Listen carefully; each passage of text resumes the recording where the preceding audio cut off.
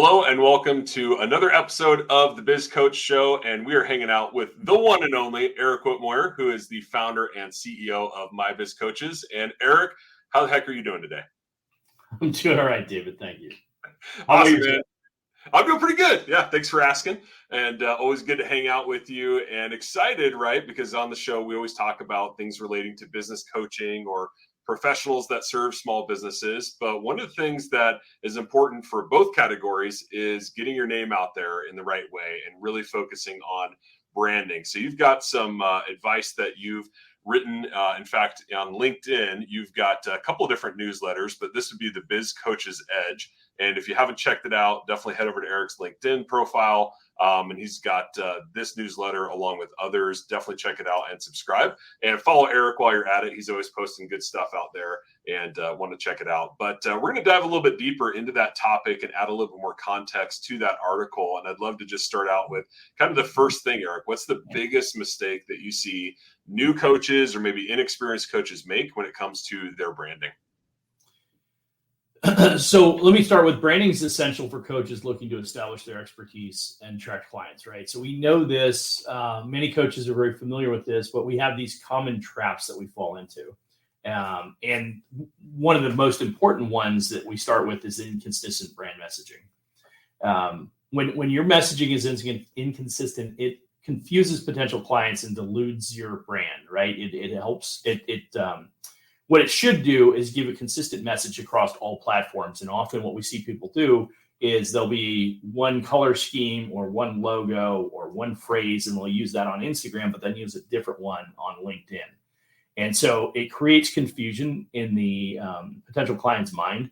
If I go to the website and I see something different yet, right? So each time in each different one of the platforms, whether it's the website, it's LinkedIn, it's Instagram, it's any other platforms you might be leveraging from a social media perspective, YouTube for that matter, right? All of these things have an opportunity to create that brand image. And when it's inconsistent from position to position, that creates a lot of problems. So what we'll find many times is coaches will have a different tagline.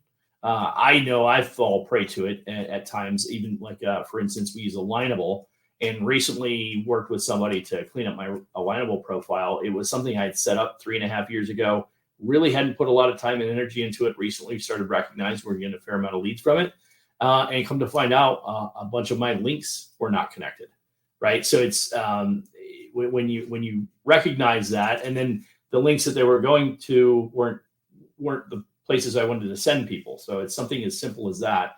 It just takes a few minutes to go back and look at that and figure out, okay, are these things working? It really becomes something you have to look at on a regular basis. And then I would also add,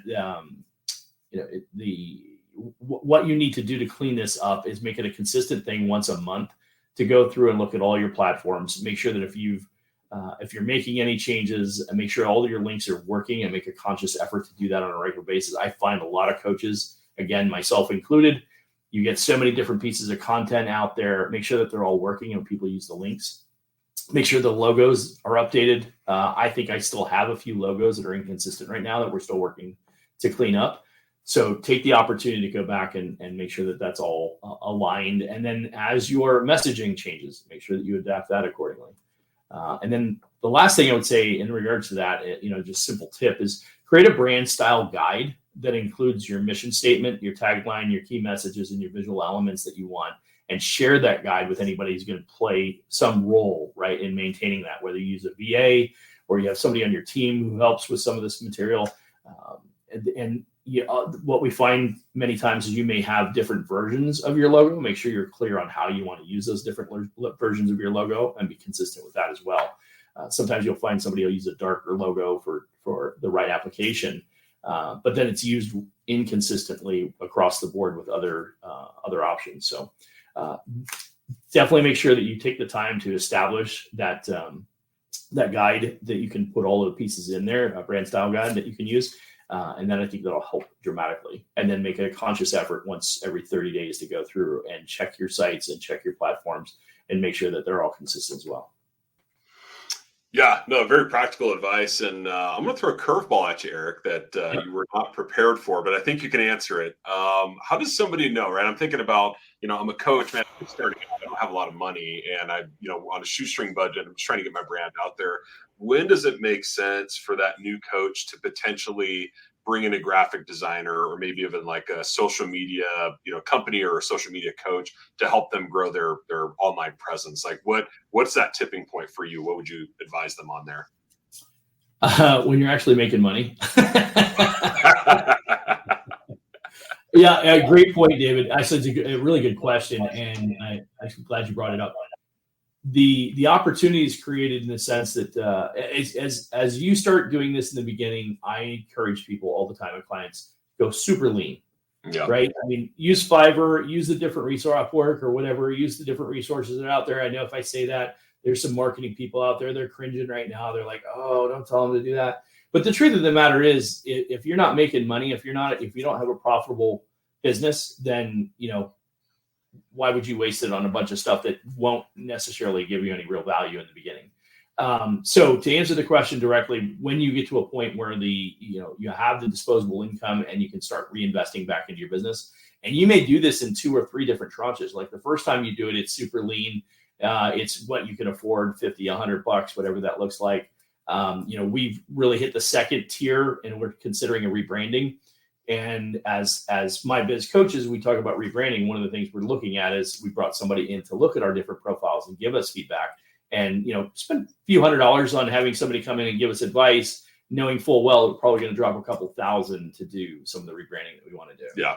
So yeah, it's and then it evolves. And I said, at some point, then maybe you upgrade yet again, right? And so once we identify what that looks like, maybe that spends a little bit more. But it really let the business determine the business growth and the revenues determine. Because if you don't have the money, don't go spend something you don't have. You could use that for something more productive, like marketing material, actual marketing ad spend or something like that. Yeah. Awesome. And you're bringing back the word tranches. Kudos on that. That was impressive. I like that. You like that? Yeah, that's cool. All right. Awesome. So big mistake number 1, inconsistency. What would you say is the second biggest mistake that you see coaches make when it comes to branding? So, and this is kind of a unique one. I learned this one the hard way. It is neglecting personal branding. So literally had a coaching call today with some coaches, and they were discussing the point of having business profiles on, Facebook, Instagram, TikTok, whatever it might be. And they were asking, should it be a business brand? It should be a personal brand. And quite honestly, let me share this story as I go into this, because I think it's relevant and I think it will help illustrate my point.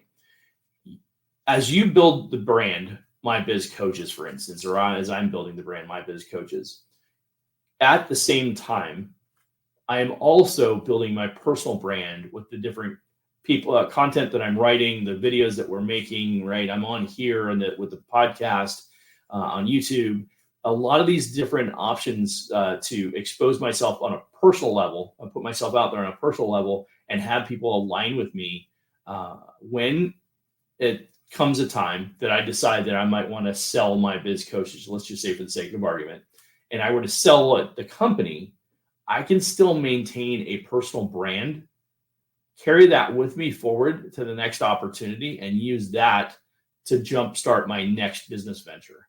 And that's one of the things that I did not see until I got into coaching. And I think it was probably year 2 or 3 that I realized, wow, there's some really significant opportunities of leveraging content creation and how you can build your personal brand around your content creation and what you do. So I enjoy writing. That's probably one of my favorite ways to do it. I'm getting comfortable with video. But as we do this more and more, what I've recognized is that personal brand is an extension of your business brand and can be separated if it is appropriate for the business. So, I mean, that doesn't transfer in every business model, but it could, depending on the scenario. We've seen a number of people that come into an industry, they build a very significant business, they sell the business, and then leverage the personal brand to go start the next business opportunity. And I've only really was, like I said, presented this about 3 or 4 years ago, and pretty interesting when you kind of look at that. So a couple of things that illustrate the neglecting the personal brand, right? When you're writing your articles, right, there's a natural tendency, or at least there was, maybe say 10 years ago, there's a natural tendency to kind of present your company, you're bigger than you are, right? You do a lot of different things to segregate it. That's not really relevant anymore.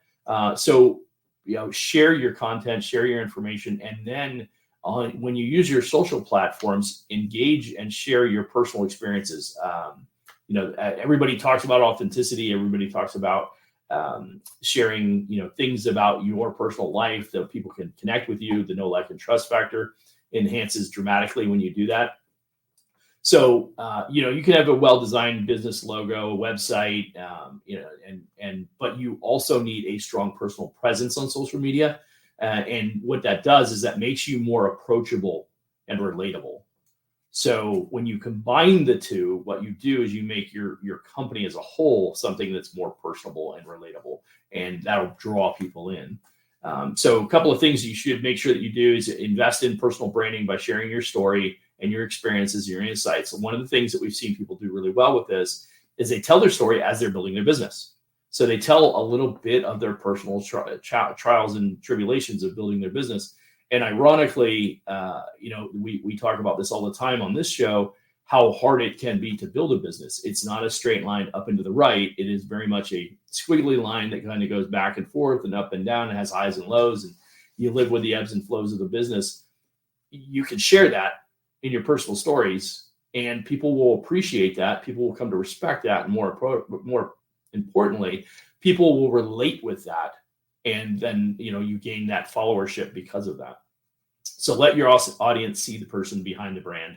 And then a really good practical tip is use your platforms like Instagram and LinkedIn to share personal anecdotes and behind the scenes content of your journey, right? And so, just like I mentioned, as you're building your business and you're going through this journey, share that. Share the wins, share the setbacks, share the disappointments, because it'll make you approachable, and you'll actually find people that are, people are pulling for you to win. And so that if they can follow along with the journey, they live vicariously through you. And there's a number of people out there that appreciate that and will support you because of it.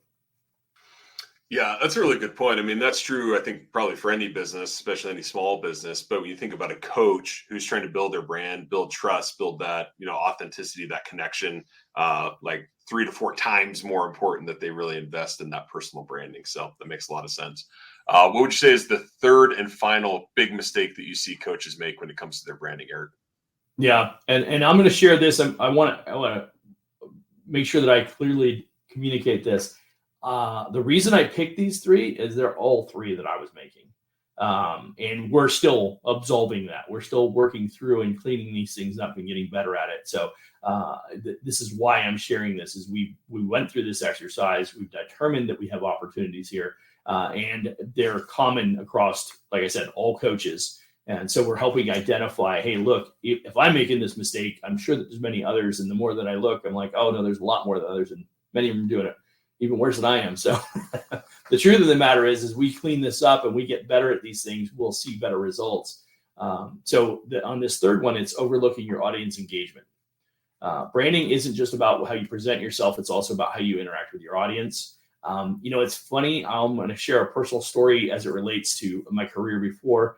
For those of you who follow along, you know that I used to be a professional kickboxer, and I made a very big judgment error in issestablishing my audience brand early on in my kickboxing career. Didn't realize it. I didn't intend to do it. It was just you don't know what it's like to be in front of a lot of people the first couple of times. And so in this particular case, I just won a big title fight. It was my first big title fight. And I got done, and I had people literally rush to the side of the ring to get me as I'm walking down off the ring apron. And they're running up to me, and they're calling me by my fight name, and they're like, Mr. Renegade, can you sign this shirt for me? And in that particular fight, I had broken my nose, and I'm bleeding and everything like that. And I'm like, I'll come back and do it later. And I literally just kind of blew people off because I just wanted to get out of there and clean myself up and everything. And it was an ugly sight. And I didn't think about it, but I actually dejected my fans, and I disappointed them. and I didn't understand that, and come to find out that it was a huge learning lesson for me, because I got some immediate feedback from some people, and I was able to, in the moment, in that later that evening, kind of win some of these people back, because it was a pretty significant fight. It drew a lot of attention, and I won fight of the night and all that kind of stuff. But my point is that I'm not understanding what it was like to be in the front of everybody and things like that. That engagement of the audience and playing and letting them play a part in my success and everything like that. I didn't realize that's what I was doing, but that's what I was doing. And so, ironically, when we do these things, when we write really good articles, when we make great videos and people comment and they give us feedback and they're like, "Hey, this is great. This really meant a lot to me." Huge miss when we don't respond to them and thank them. More and more as I make content and I contribute online and in different platforms, and the more I realize the value of the feedback, good, bad, or indifferent, it's helpful to see it and gauge from it. It helps me make better content. It challenges me to make better content. Any coach that wants to put information out there and share it, right? We want to have confirmation. We also like feedback that helps us make it better. And when people are sharing that and not engaging with them, it's a huge, huge misstep. You're really kind of driving people away. You're encouraging them not to engage with you by not responding, by not, hey, thanks. That's not good. It's got to be thank you for your. I have somebody who posts on just about every newsletter that we post. I have 3 separate newsletters that go out every week, and yet they read all 3 of them, and then they comment on them when I post them. So I go out of my way to remind them, I really appreciate the support every time. You're always there. And I think that's important. I have a few people that I follow very closely, because when I comment on their posts, they engage with me and support my information. So if you're a coach and you're using content to generate lead interest for your business, you need to make sure that you have a strategy to engage with your audience, whether it's comments or just likes and things like that. Go out and support the people that are following you, and you will build a far better followership. I didn't understand this early on, even in the content building space. I would say thank you and things like that, but you need to make sure that you go out of your way and really kind of take it to the next level. And if you want that kind of loyalty in the following and your followers, then you need to demonstrate that by showing them that you care, that they even read or view what you do. So a couple of things that just encourage you to actively engage with your audience by responding to the comments. Ask them questions. Hey, what was it about this that really resonated with you? I loved your content. Okay, great. I appreciate that. What was it you really liked about it? What was it for you, right? Those types of things help you make better content next time. Encourage discussions and show that you value their input and they're interested in your success. And then last thing is allocate time each day to interact with your audience on your social media. Host live events, live coaching. We do live coaching every week. We encourage people to come and check out what we do. And the reason we do that is we want to engage with the people that are out there following us. So create interactive polls and respond to them, their messages promptly. So I think that really kind of sums up. There's a lot that goes into that, but engaging with your audience is a great way for you to kind of capitalize and leverage the time and energy you put into creating content. But if you don't maintain them and keep them by making them feel valued, then you'll miss out on that long-term opportunity. Yeah, no, that makes a lot of sense, Eric. And I think that's the difference between just putting content out there and actually building a community, right? And once you have a community, right, people within that community, whether they're clients or not, right, thinking about it as a business coach, they're going to start to know you. They're going to start to, see value in what you do. And that's where you even, not only grow the community, but now you start to get people that are referring you or sharing your videos, right? And that's really what you want. So I think great advice. Any other kind of final thoughts on branding before we wrap up today? No, I think that's, there's a lot more that goes into this. See, these are 3 common things, like I said, that I identified that we're doing wrong at My Biz Coaches, that I'm, opportunities that I can be doing better, I guess I should say. And the opportunity is rampant across a lot of people, because people are getting out there and they're trying to do content creation, or they're, engaging with, trying to leverage social media to generate, more leads or whatever the case may be. But if you're missing these pieces, you're not going to get the full value. So we see lots of people come to us and say, yeah, I've done that. I've made LinkedIn newsletters and it doesn't do me any good. Well, we continue to add, a couple hundred subscribers a week in some cases on one of those newsletters because the content is good, and more importantly, it's relevant what people are looking for. My challenge to you is if you're not seeing that, I would ask you, are you? I have a specific routine. I go in and I'll comment on 20 people that I'm currently following or I'm connected with very closely. And I will go through those 20 people and comment on all of their stuff or something that they're doing that I can appreciate.